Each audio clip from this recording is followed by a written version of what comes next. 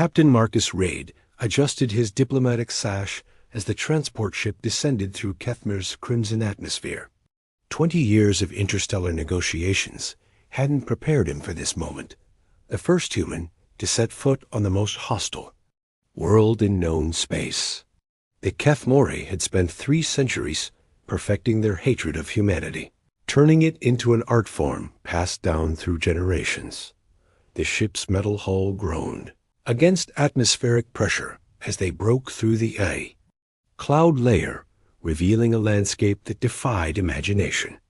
Obsidian spires twisted toward twin suns, while floating gardens drifted between crystal formations that hummed with unknown energy.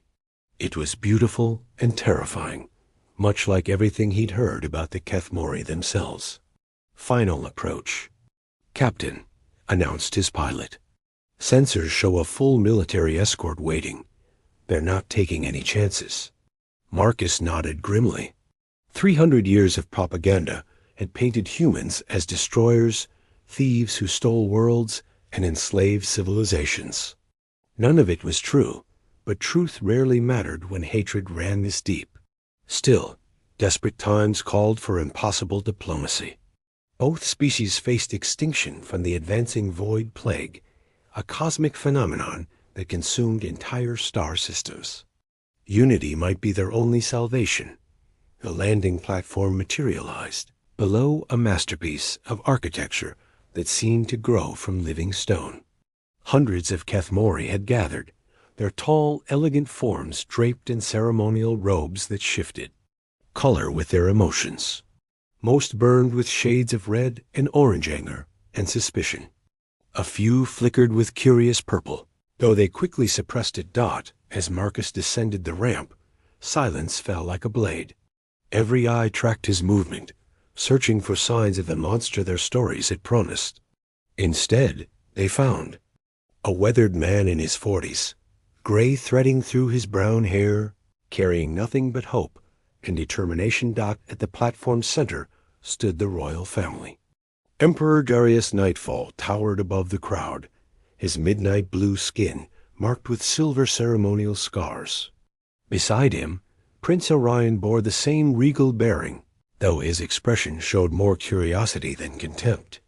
And then there was Princess Zara. Marcus felt his breath catch. She was magnificent, tall, and graceful, with luminescent violet eyes that seemed to hold starlight. Her skin shifted between deep purple and silver, and her hair flowed like liquid shadow. But it was the expression on her face that struck him most.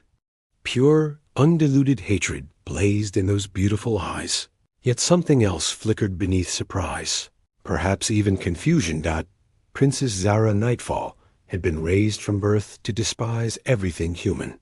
Her tutors had filled her mind with stories of human cruelty, their tendency toward violence and destruction.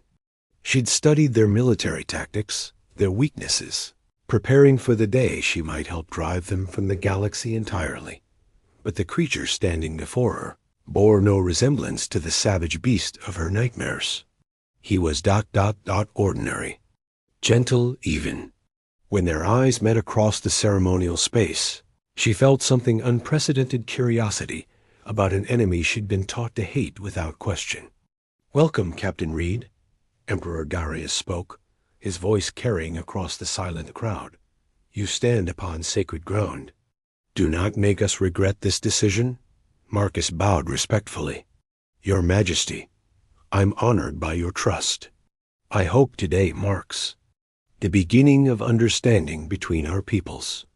As the formal ceremonies began, Zara found herself studying the human's every movement. Where was the arrogance her teachers had promised? The cruel ambition that supposedly drove his kind?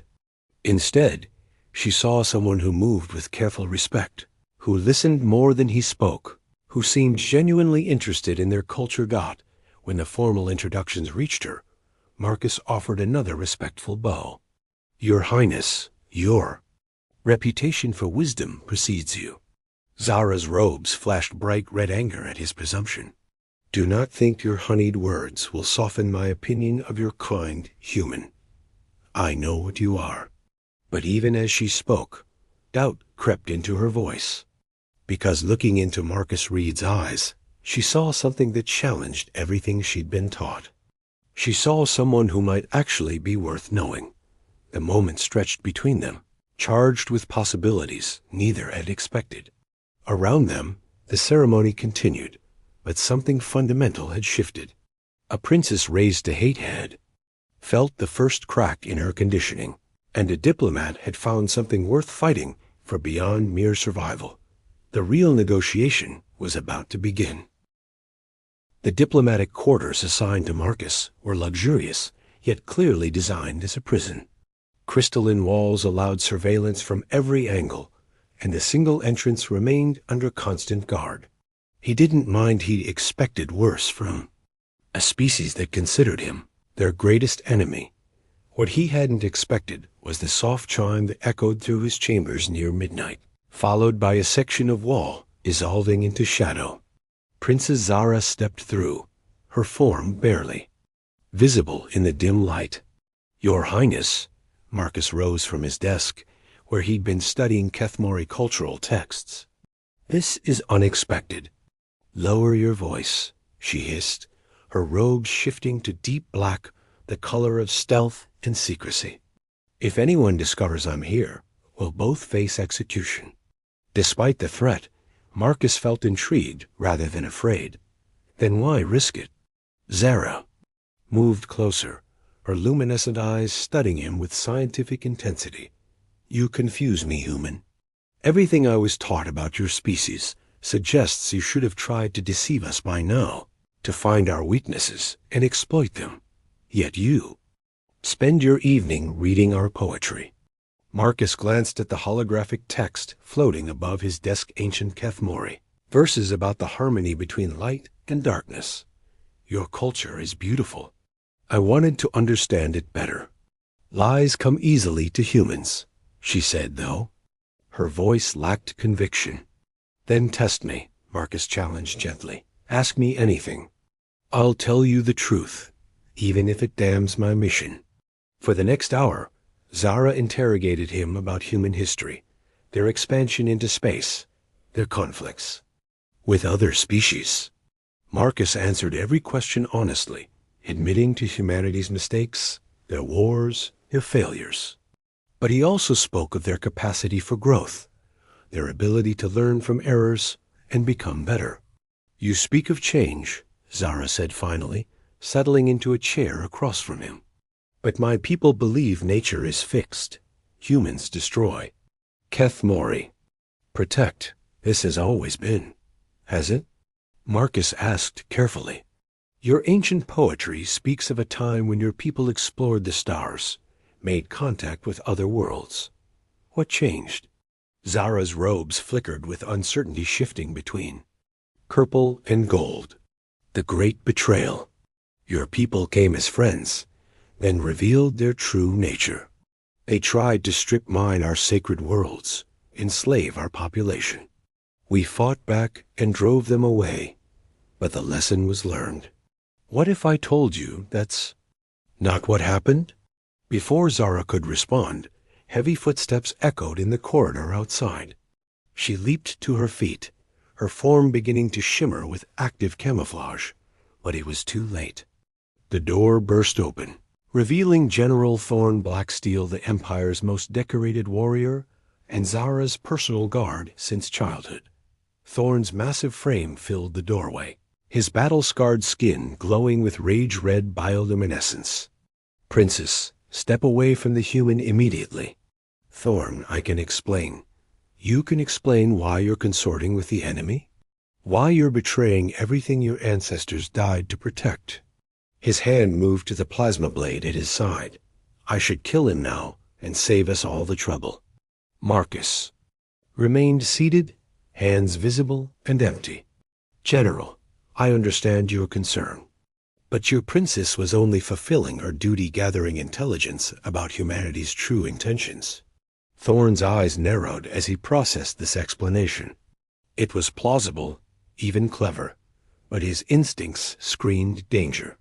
"Is this true?" "Princess?" he demanded. Zara looked between the two males, her mind racing. She could confirm Marcus's lie and protect them both, but that would mean acknowledging her growing doubts about everything she'd been taught. Or she could tell the truth and watch Thorn execute the first person who'd ever challenged her worldview. Yes, she said finally. I was investigating. Thorn studied her face, reading the color patterns in her skin with an expert's eye. He saw deception, but also something else: confusion, curiosity, and perhaps the first stirrings of attraction. Then you've learned what you needed to know, he said grimly. The human is exactly what we expected: a manipulator who uses honeyed words to lower our defenses. Stay away from him, Zara. That's an order. As Thorn turned to leave, he paused at the threshold. And human, he growled, if I find you've corrupted the princess with your lies, I'll personally ensure your death takes several days. After he left, silence stretched between Marcus and Zara. Finally, she moved toward the shadow door, her robes shifting to deep blue, the color of troubled thoughts. Was he right? She asked without turning around. Are you manipulating me? Marcus considered his answer carefully. I'm trying to save both our species from extinction. If that requires changing your mind about humanity, then yes, I suppose I am. She paused at the threshold. The truth you mentioned earlier, about the great betrayal. Tell me. Not here, Marcus said. Too dangerous. But if you truly want to know, meet me tomorrow during the cultural exchange. I'll show you records from our archives, documents your people have never seen. Princess Zara Nightfall nodded once and vanished into shadow, leaving Marcus alone, with the weight of what he'd just promised. Tomorrow, he would either open her eyes to the truth or seal both their fates. The next morning brought an unexpected summons.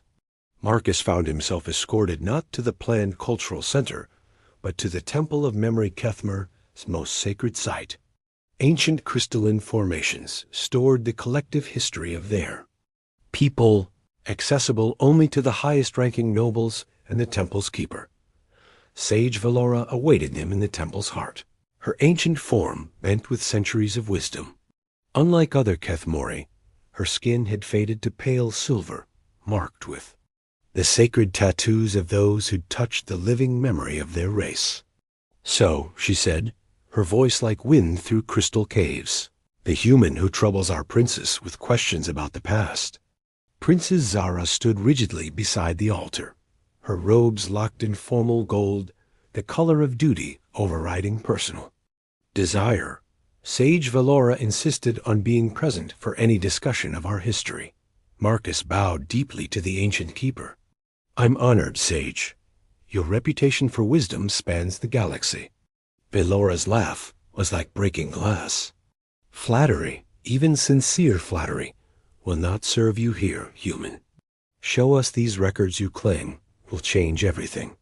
Marcus activated his portable data core, projecting holographic displays into the temple's sacred space.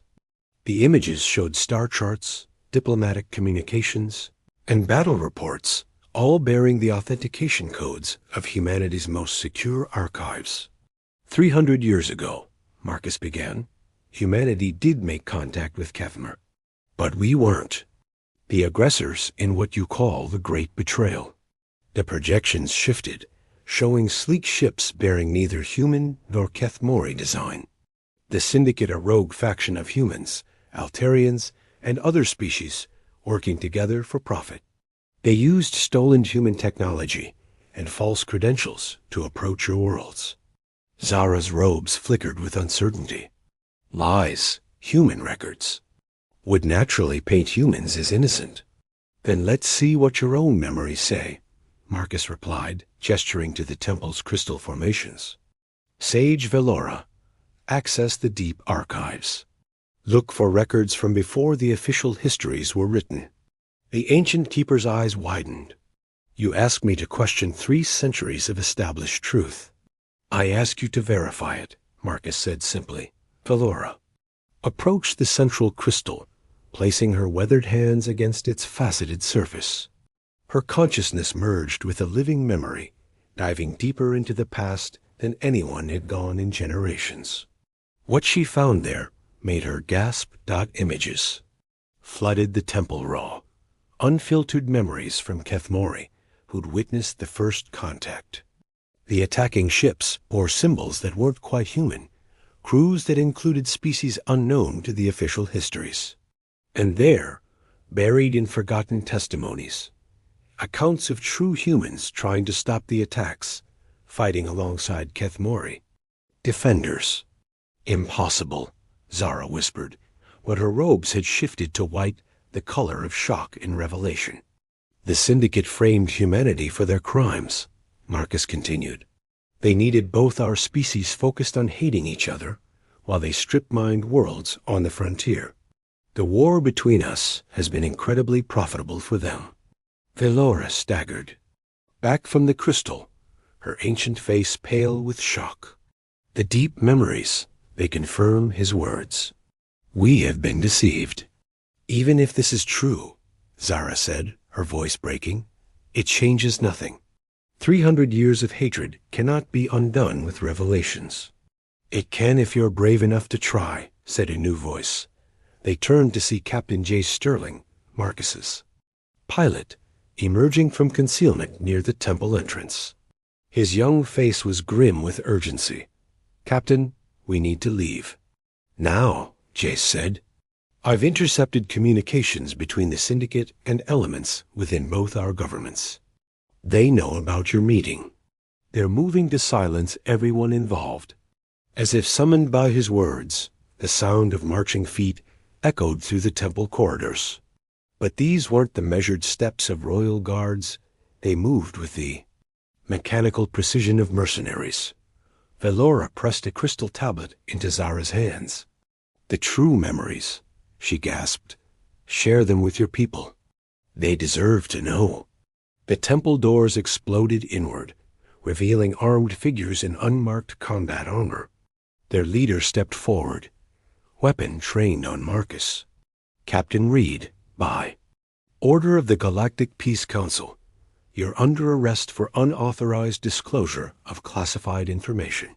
Marcus recognized the insignia, despite its deliberate obscurity. Syndicate contractors wearing official credentials. Princess, get out of here. Take the records to your father.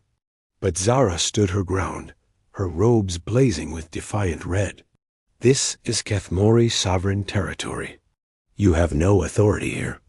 We have the authority of superior firepower, the leader replied. Stand aside, Princess. This doesn't concern your people. In that moment, something crystallized in Zara's mind. All her life, she'd been told what to think, what to believe, who to hate. But looking at Marcus, seeing his willingness to sacrifice himself for the truth, she finally understood what courage really meant. Everything that affects the truth concerns my people, she said, moving to stand beside him. The leader's weapon swung toward her. Princess Zara Nightfall, you're also under arrest for conspiracy against galactic security. Sage Velora stepped forward, her frail form suddenly radiating power. You dare threaten the royal bloodline in our most sacred place? The crystal formations around them began to pulse with energy, responding to the Keeper's will. Ancient defenses, dormant for centuries, awakened with a sound like singing crystal dot in the chaos that followed. Marcus grabbed Zara's hand. Do you trust me? She looked into his eyes and saw everything she'd been searching for: honesty, courage, and something deeper that made her heart race. Yes, she whispered. Together, they ran into the unknown, carrying the truth that would either save or damn them both. The underground passages beneath the Temple of Memory hadn't been used in centuries, but Sage Velora's final gift had been a map burned into Zara's mind. As they navigated the twisting tunnels, Marcus couldn't help but marvel at how everything had changed. 12 hours ago, Princess Zara had been his greatest obstacle. Now she was his only ally. There, Zara pointed to a barely visible seam in the tunnel wall. An exit into the palace's lower levels. They emerged into a maintenance corridor, the familiar hum of the palace's energy systems surrounding them. But something was wrong. Too quiet, too empty. Where is everyone? Marcus whispered. Their answer came in the form of Captain Jace Sterling, who stepped from the shadows with 3 Kethmori guards Marcus didn't recognize. Their leader was a young male with the same regal bearing as Zara. "Sister," he said grimly, "we need to talk. Orion?" Zara's robes shifted to confused purple. "What are you doing here?" Prince Orion Nightfall looked older than his years, weighted down by terrible knowledge. Learning that everything we believed was a lie. Captain Sterling brought proof that the Syndicate has agents throughout our government, including General Thorn. The betrayal hit Zara like a physical blow. Thorn had been her protector, her mentor, the closest thing to a father figure she'd known besides the Emperor himself. "It gets worse," Jace added, his face grim. "We intercepted communications between Thorn and Syndicate Command. They're planning to assassinate your father and blame it on Marcus. With the Emperor dead and humanity's diplomat exposed as a killer, both our species will demand total war." Marcus felt the weight of catastrophe settling on his shoulders. "How long do we have?" "The state banquet begins in 2 hours, Orion replied. "Father will make his formal announcement about the alliance then. That's when they'll strike." Zara squared her shoulders, her robes shifting to determined gold. "Then we stop them."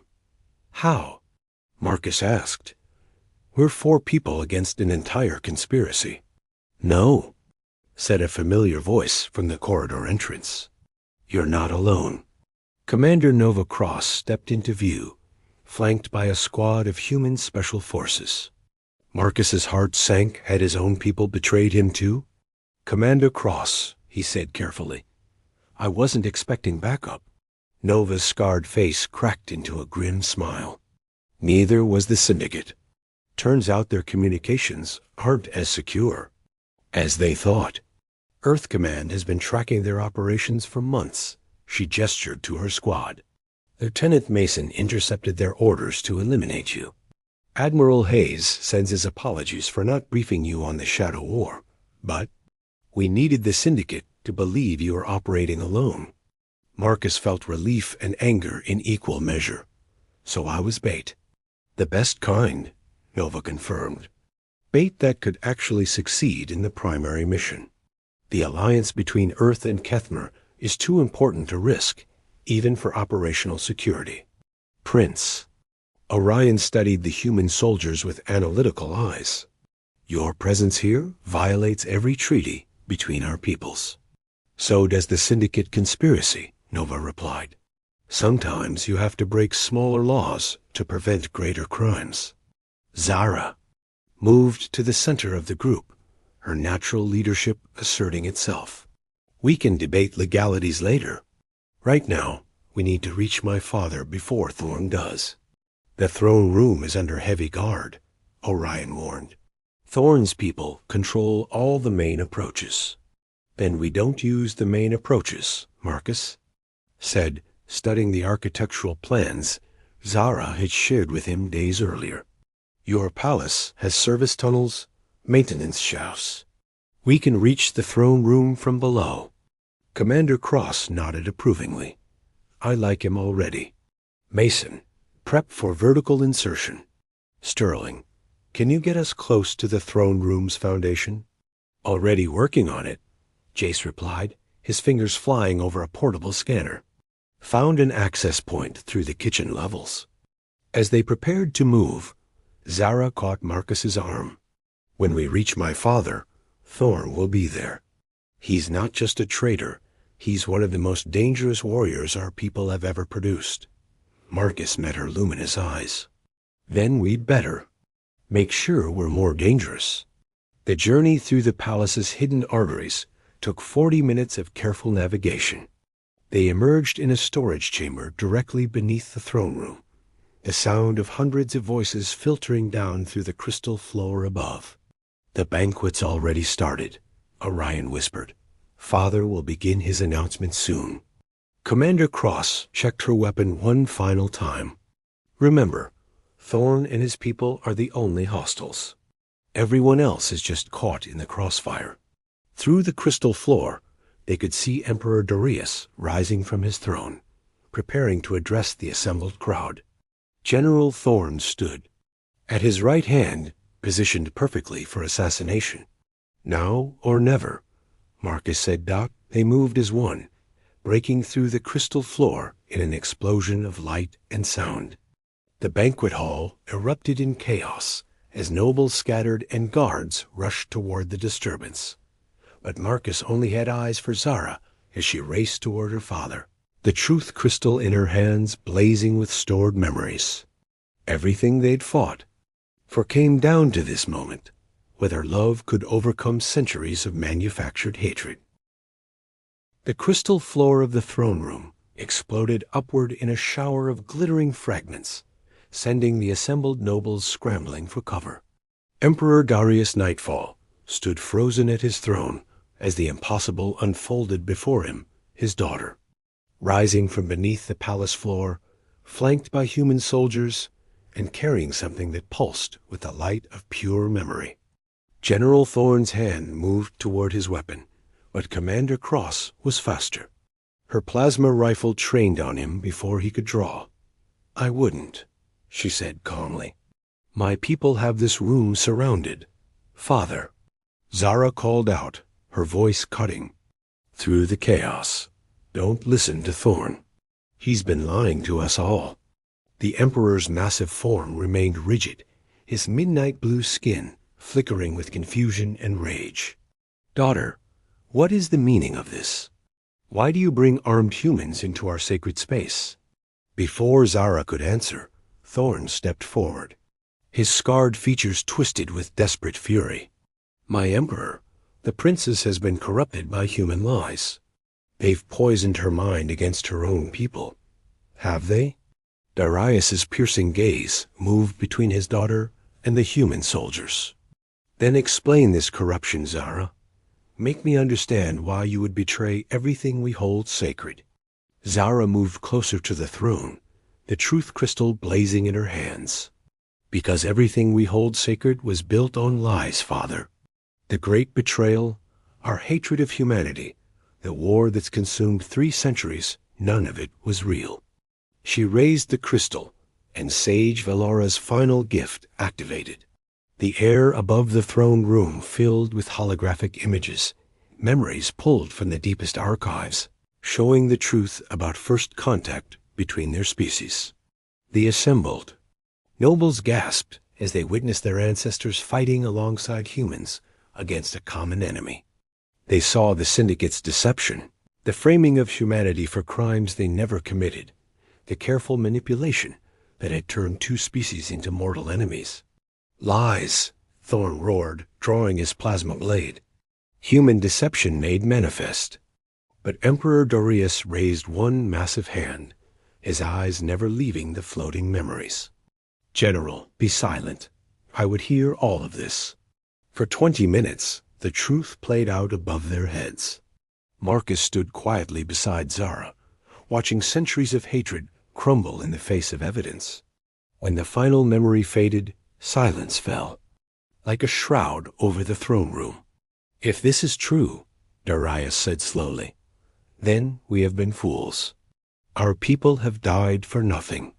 "Not for nothing." Marcus stepped forward, his voice carrying clearly through the vast space. "Your people died believing they were protecting what they loved. That's never worthless, even when the cause is built on lies." Thorn's blade hummed to life. "Enough. I won't let human poison corrupt our Emperor as it has his daughter." He lunged toward Darius, but Zara was already moving. Her own energy. Blade materialized in her hand, meeting Thorn's strike in a shower of sparks. They fought across the throne room floor, teacher against student, loyalty against truth. "You were like a father to me," Zara said as their blades locked. "Why, Thorn? Why betray us to the Syndicate?" Thorn's face twisted with pain and rage. Because I've seen what happens when species unite, child. Look at the Altarians, the Centauri union absorption, dilution, the death of everything unique. The Syndicate promised to preserve our purity. By making us slaves to hatred? Zara pressed her attack, her movements fluid and precise. By turning us into weapons against innocent people? Their final exchange lasted only seconds. Thorn, consumed by fury, overextended himself. Zara's blade found its mark, and the general fell to the crystal floor. His long deception finally ended. In the silence that followed, Emperor Darius descended from his throne. He looked at his daughter with something approaching wonder. You have grown wise, Zara. Wiser than your father, it seems. 3 months later, the same throne room hosted a very different gathering. Representatives from dozens of worlds filled the space, not as enemies, but as partners in a new galactic alliance. The Syndicate's network had been shattered, their agents captured or fled to the Outer Rim. Marcus stood on the observation balcony, watching the proceedings with quiet satisfaction. The alliance between Earth and Kethmer had become the foundation for something larger. True union of species working together against common threats. Regrets? Zara asked, joining him at the balcony's edge. She wore robes of shifting silver. And gold now, the colors of hope and new beginnings. About which part? Marcus smiled. Nearly getting killed by your former teacher? Helping overthrow centuries of tradition? Or falling in love with a princess who was raised to hate everything I represent? Zara's laugh was like music in the crystal halls. When you put it that way, it does sound rather dramatic. Below them, Ambassador Luna Voss was presenting Earth's proposal for shared colonization of the frontier worlds. The former war zones would become beacons of cooperation, protected by joint fleets and governed by representatives from all member species. Your brother seems to be enjoying his new role, Marcus observed. Prince Orion stood beside Luna, translating cultural nuances and helping bridge the gap between human and Kethmori perspectives. He'd grown into his responsibilities as crown prince, bringing a scholar's wisdom to complement his sister's warrior spirit. He always was the diplomat of the family, Zara replied. I was trained to be a weapon. It took a stubborn human to show me I could be something more. Marcus turned to face her fully, taking her hands in his. The physical differences between their species meant nothing now. He saw only the woman who'd risked everything for truth. What do you think happens next? He asked. Zara's robes shifted to deep purple, the color of contentment and love. I think we write a new story. One where former enemies become lovers, where hatred transforms into hope, where two species learn they're stronger together than apart. She leaned closer, her voice dropping to a whisper. Besides, someone needs to keep you out of trouble. Ambassador Reed.